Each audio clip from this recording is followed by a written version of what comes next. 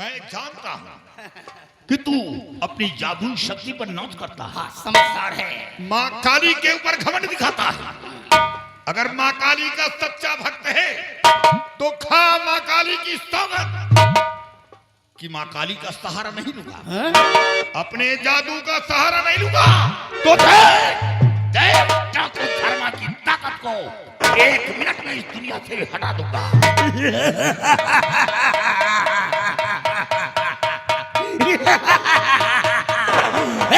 धर्मा छिपकली को बुझो।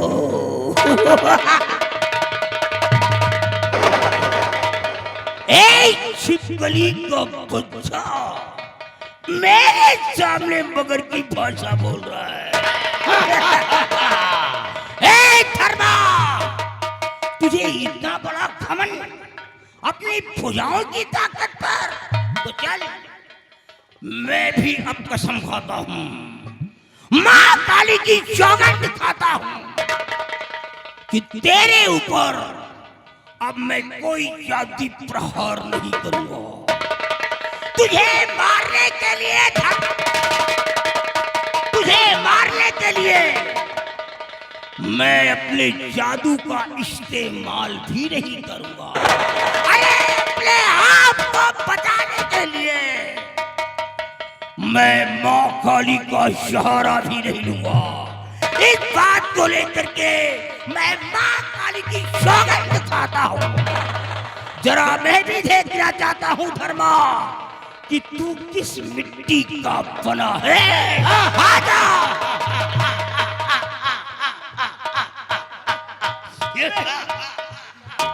अबे तू डरता क्यों है? तेरे को डरना चाहिए।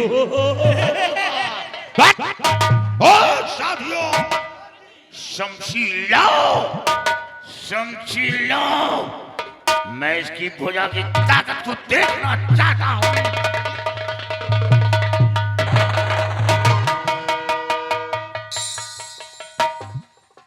धर्मा देख, कोई एक्शन मत दिखा।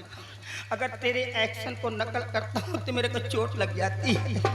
अभी एक बार चोट खा चुका हूँ, दोबारा फिर चोट। कल्याणी देख लड़ूंगा मैं। मठ में घुसकर माला डुलाने का मैदान नहीं है, तीरों का मैदान है। मठ में घुसकर माला डुलाता, कोई बंजर जमीन आ जाती तो उसको उपजाऊ बनाने की कोशिश करता हूँ। क्या बुरा करता हूँ? माला डुला, गंदगी ले, और क्या कर सकता है? धर्मा देख, मैं लड़ूंगा लेकिन लड़ाई ऊपर से होगी, नीचे से नहीं होगी। याद रखना, लड़ाई सिर्फ ऊपर से होगी लेकिन नीचे नहीं, नीचे नहीं। कल्याणी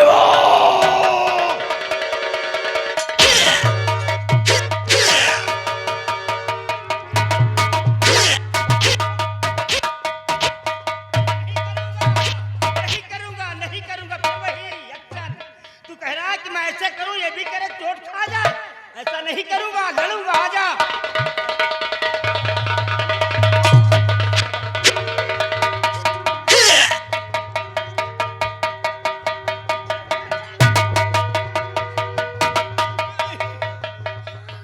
अबे गया पैर। ये तेरा पैर या हाथी का पैर है बे? एक पैर तो गया। लगता है कसम खा करके गलती कर दिया क्या भैया? ये इंसान तो हो ही नहीं सकता, ये तो लोहा है। अबे तेरा पैर या उदल की सांग है जो दिल्ली में गल गई थी।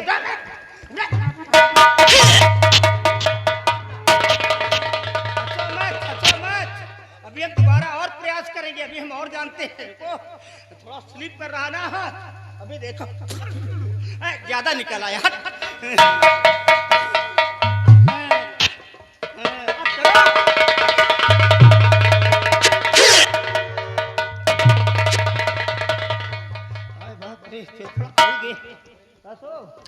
तुम मुस्कुराती हो, हम पराजित हो रहे हैं, तुम हंसती हो। याद नहीं तुमको पहले की बात? अरे कम से कम हाथ तो याद करो। अरे हम कसम इसके लिए खाए, तुम्हारे लिए नहीं खाए हैं। अभी तो हम तुम्हारी गर्मी निकाल देंगे। तुम मुस्कुरा करके हमको जलाती हो।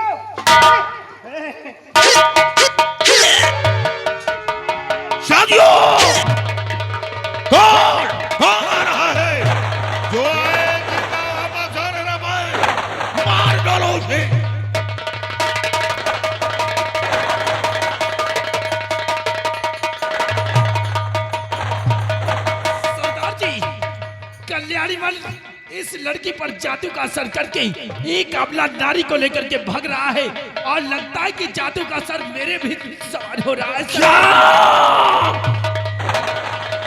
चलो हम जल्दी से एक ताबीज तुम्हें दे रहा हूं, नहीं तुम भी जाओगे काम से। उड़ाओ, एक सबला को उठाओ और उस कल्याणी मुल्क का पीछा करो। इसको बेहोशी हालत में उठाओ।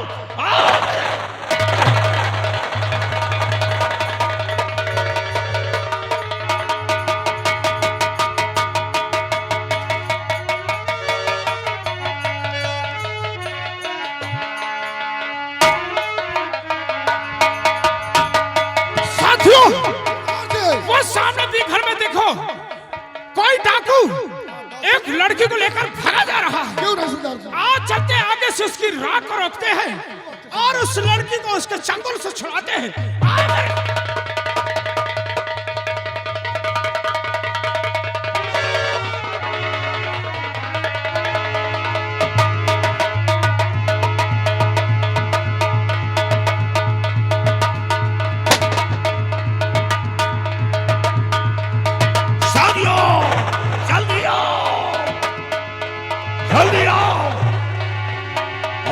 बहुत जल्द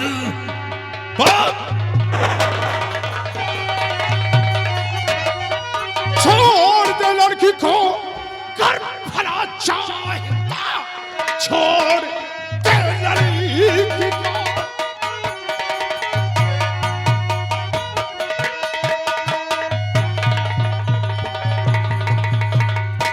छोड़ दे लड़की को, कर भला चाहता, आ गया डाकू कर्मा, तुझे जान ले वरना मुल्क के अदम की टगर जाएगा। आखिरी बार भगवान का नाम ले। तो छोड़ करे छोटे वक्त बात करना पड़ी। छोड़ करे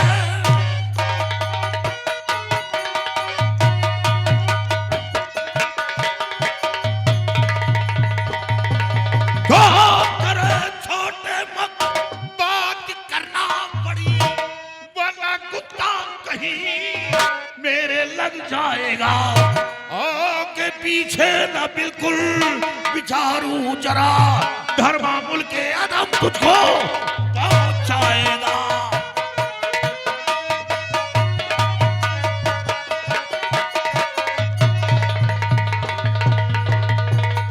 खाप कर्मा का धर्मा तो खाया नहीं और कैची सी जैसी चलाता जुबान।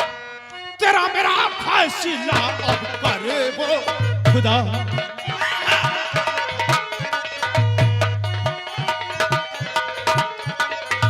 तेरा मेरा फैसला अब करे वो खुदा। खाप कर्मा का धर्मा खाया नहीं।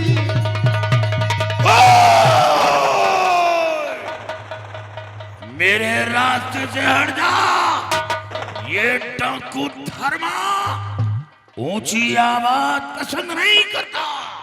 डाकू धर्मा अगर भलाई चाहता है तो इस लड़की को मेरे हवाले कर दे, वरना तुम सब मारे जाओगे।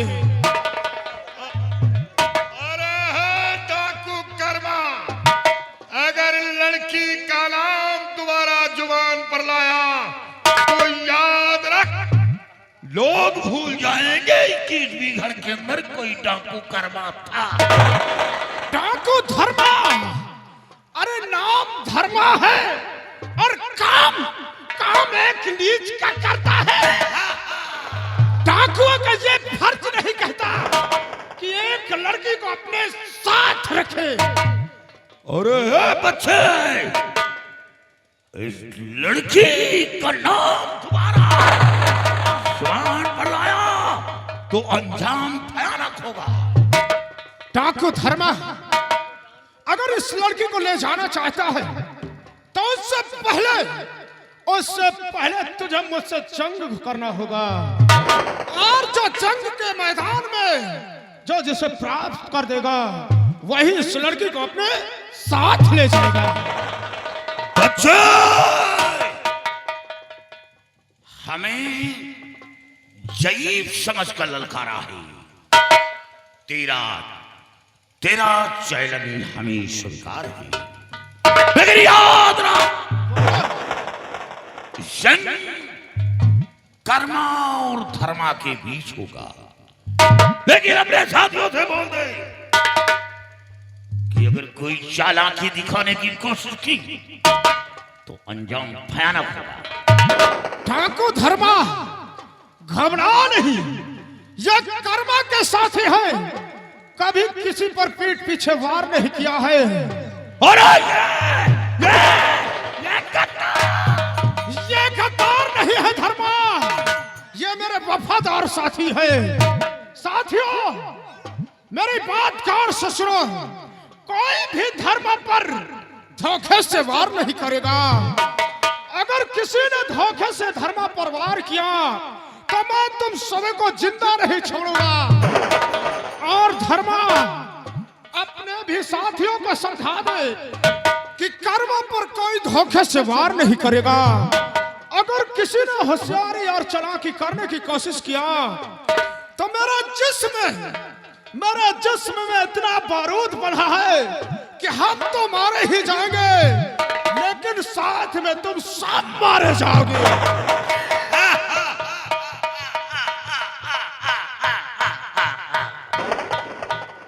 डाकू कर्मा, ये डाकू धर्मा के साथी हैं। मैं अपने साथियों को तालीम दे रखी है। ये हमेशा सीने पर वार किया है, पीठ पर नहीं। ये मेरे जाबान साथी झुकी हुई डाली का कभी फल नहीं खाया। साथियों, काश जंग में मैं पराजित होता या मेरी मौत होती है तो मेरी लाश लेकर निकल जाना, लेकिन डाकू कर्मा व कर्मा के साथियों पर कोई वार नहीं करेगा। इस लड़की को डाकू कर्मा के हवाले कर देना। डाकू कर्मा, फैसला हमारे और तेरे बीच होगा।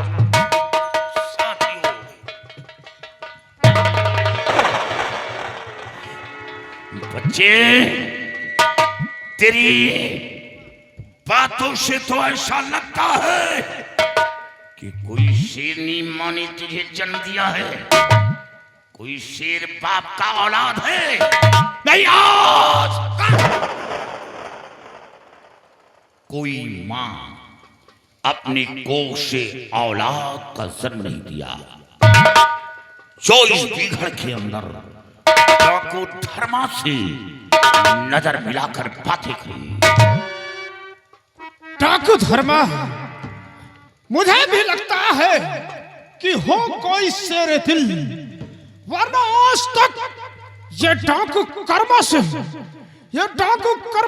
बिहार के अंदर कोई टकराने की जरूरत नहीं किया। और जो भी इस कर्मा से टकराया है वो समझो चूर चूर हो गया।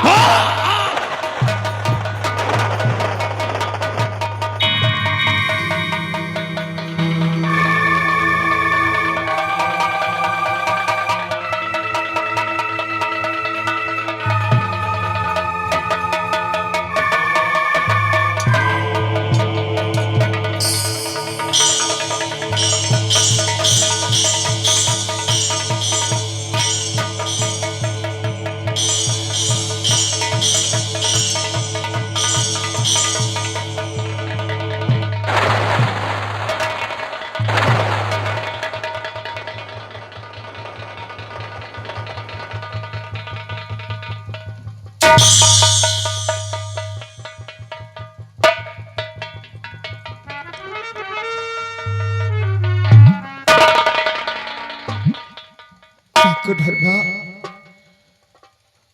तेरे हाथ क्यों रुक गए?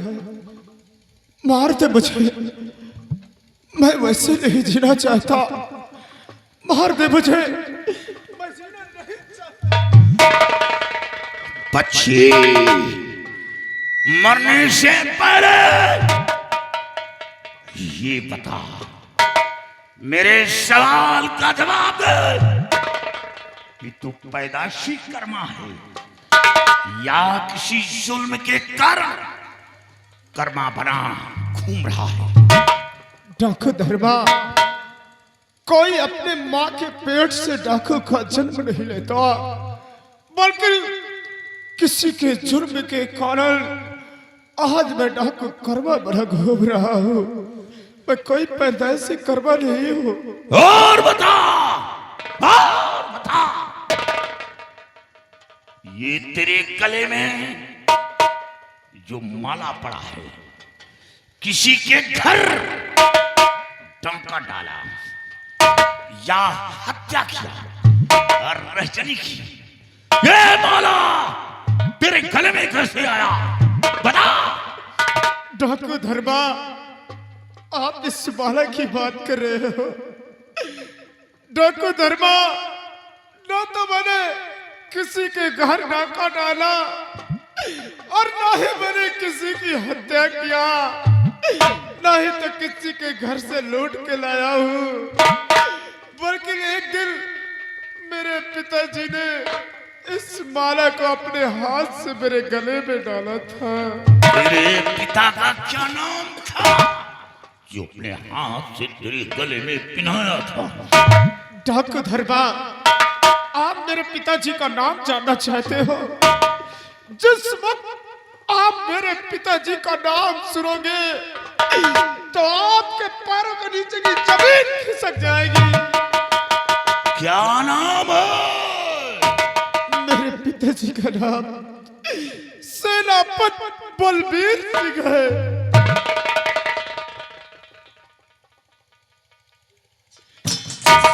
क्या हुआ? आपके हाथों से शमशीर छोड़कर क्यों गिर पड़ी और आपके हाथ क्यों कांप उठे? बेटा, बेटा, मैं डाकू धर्मा नहीं, बल्कि तेरा बाप बलबीर सिंह हूँ। तेरा बाप बलबीर सिंह। बेटा,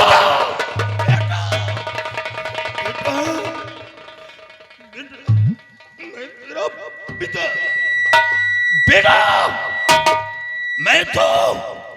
मैं तो सोचा था कि तू जल्लाद के हाथों से मारा गया, फिर बता कि ऐसे खूनी जल्लाद के हाथों से कैसे बच गया? पिताजी, जिस वक्त जल्लाद मुझे घसीटते हुए बियाबान जंगल में ले गया और जैसे ही मुझे मारना चाहा, न जाने क्यों उसके हाथ से शमशीर छूटकर जमीन पर गिर पड़ी और उसको मुझ पर रहम आया, तरस खाया, उसने मुझे छोड़ दिया।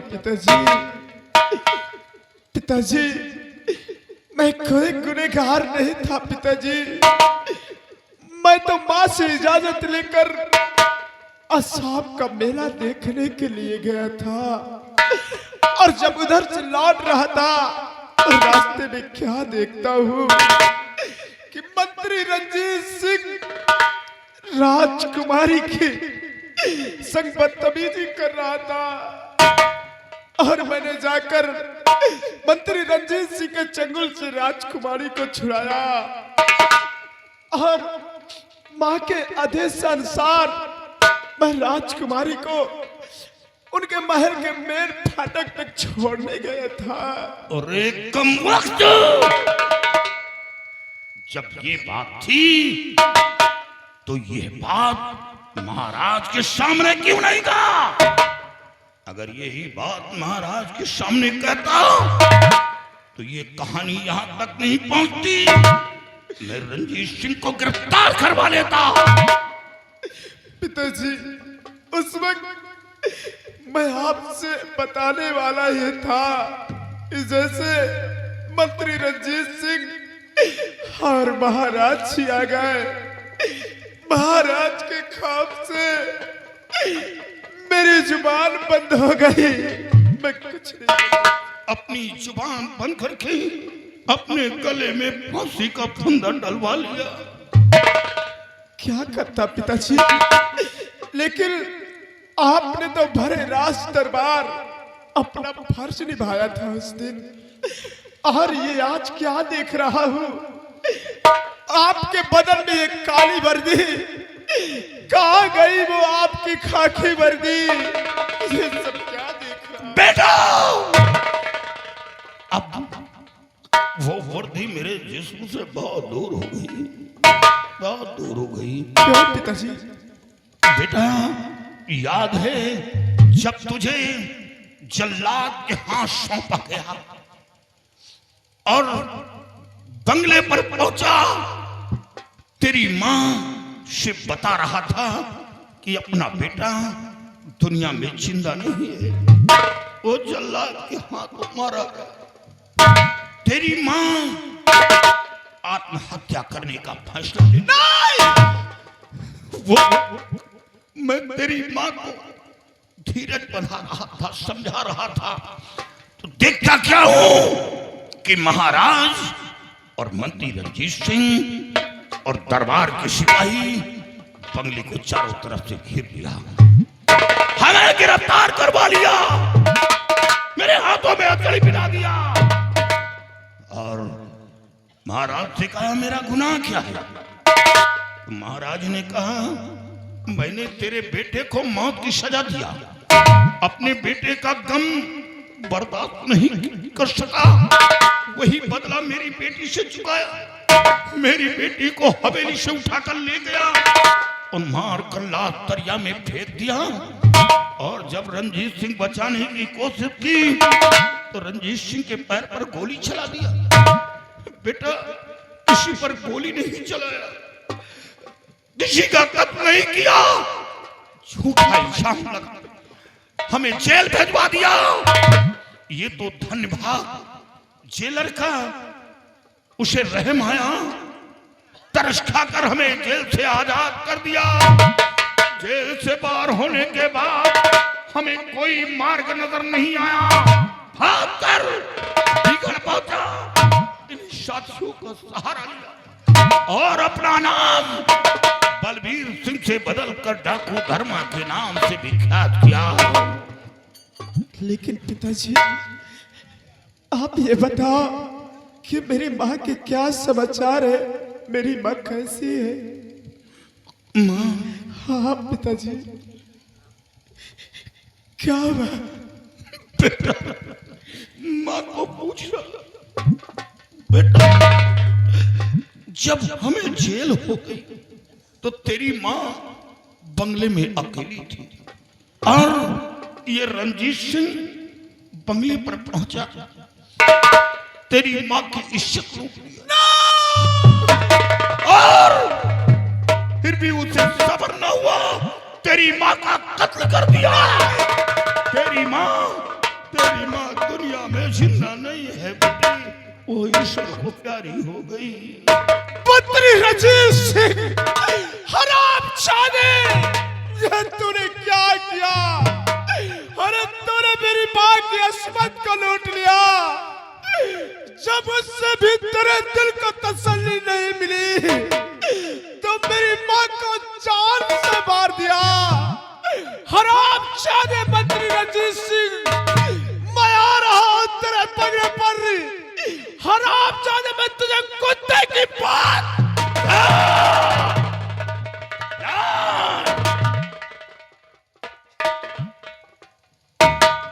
तुम रंजीत को नहीं मारोगे? रंजीत को मारने के लिए भी ये बूढ़ा शेर काफी है। तुम नहीं मारोगे, तुम नहीं मारोगे। वो मेरा शिकार है, उसने मेरी दुनिया उजाड़ी है, मैं उसे मारूंगा, तुम नहीं मारोगे। लेकिन पिताजी, मेरे लिए क्या हुक्म है पिताजी? बेटा, तेरे लिए यही एक काम है। बाबा कल्याणी मल के कब्जे में एक अबला की जान है। हाँ, वो मेरी नजरों के सामने से लेकर भागा है। मैं उसकी इज्जत बचाऊंगा। और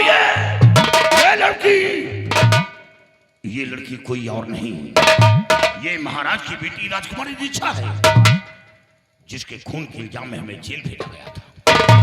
ये बाबा कल्याणी मल के पास थी। बाबा कल्याणी मल वो बाबा नहीं रहा, वो शैतान बन चुका है। मां काली का बहन बेटियों इज्जत का लुटेरा बना दिया। वहां सौदा होता है बहन बेटी। बेटा मैं ऐसी लड़की को बेहोशी हालत में, इसके सर पर जादू का असर है, बेहोशी हालत में उठा और महाराज के समक्ष पहुंचा दिया, ताकि महाराज को यकीन हो कि राजकुमारी का कत्ल नहीं हुआ। महाराज की नजर में मैं निर्दोष साबित हो जाऊंगा और मैं उस अबला को छुड़ाऊंगा जिस अबला को बाबा कल्याणी मल लेकर भागा है। बेटा मैं इस मुल्क का सेनानायक था। वो वर्दी तो मेरे जिस्म पर नहीं है, वो वर्दी तो मेरे जिस्म से बहुत दूर हो गई, लेकिन दुनिया को दिखा दूंगा और ये साबित कर दूंगा ताकत वर्दी में नहीं होती, ताकत इंसान के जमीन में होती है। अभी वो ताकत, वो जज्बा, वो हौसला, वो कुव्वत आज ही मेरे अंदर है। मैं उस अबला को छुड़ाने के लिए क्यों न मेरी जान चली जाए, हमें जान की परवाह नहीं, परवाह है उस अबला की जान की। साथियों चलो मेरे साथ, कल्याणी मल का पीछा करो और खोज निकालो। अर्श पर हो या फर्श पर हो या पाताल में हो, उसे खोज निकालो। मारो मारो मारो मारो मारो। साथियों आज इसी वक्त चलो, मैं इस राजकुमारी को लेकर इसी वक्त रात दरबार पहुंचूंगा और अपने पिताजी को एक दिन निर्दोष साबित करके रहूंगा। आप मेरे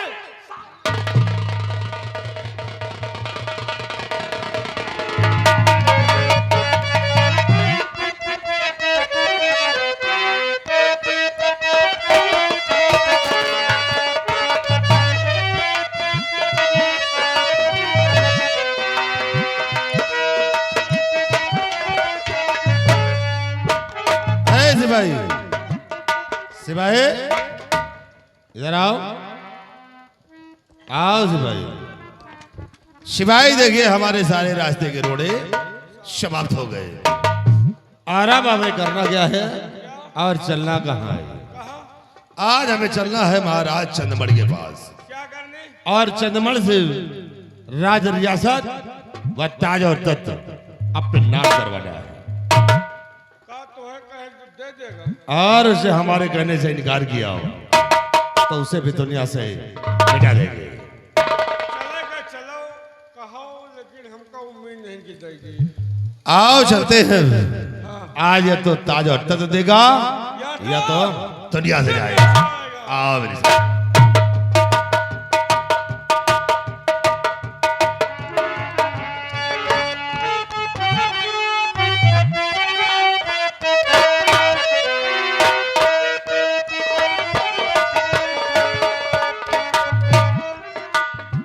या भगवान, कुछ समझ में नहीं आ रहा कि मैं क्या करूं और क्या न करूं। पत्नी थी वो पहले साथ छोड़ दिया, बेटी थी, बेटी को बलबीर सिंह ने दुनिया से मिटा दिया। अब इस संसार में मेरा कौन है? मैं किसके सहारे पर जिंदा रहूं? है तो सिर्फ हमारा वफादार मंत्री रंजीत सिंह, लेकिन अभी तक रंजीत सिंह रियासत की तरफ से वापस नहीं आया। इधर देखिए आ गया। आओ बेटा रंजीत सिंह, क्या खबर लेकर आए हो? खबर तो अच्छे हैं चंद्रमणि। क्या कहा? चंद्रमणि। अबे तेरी आवाज कैसे बदल गई? ओए चंदमणि, आवाज ही नहीं, अब सब कुछ बदल गया है। सब कुछ बदल गया? तेरे कहने का मतलब क्या है? पहले कुछ और था, अब कुछ और हो गया। इसलिए तेरे जानना कहने चाहते का मतलब मैं समझा नहीं। जानना चाहते हो चंदमणि? तब इस राज रियासत को तुम नहीं, ये रंजीत सिंह चलाएगा। इस राज रियासत, ताज और तख्त मेरे नाम पर। तो इसका मतलब कि आज हमारी समझ में आ गया कि गद्दार बलबीर सिंह नहीं बल्कि तू है। समझ में आया? और मैंने बहुत बड़ी गलती की है, क्योंकि बलबीर सिंह को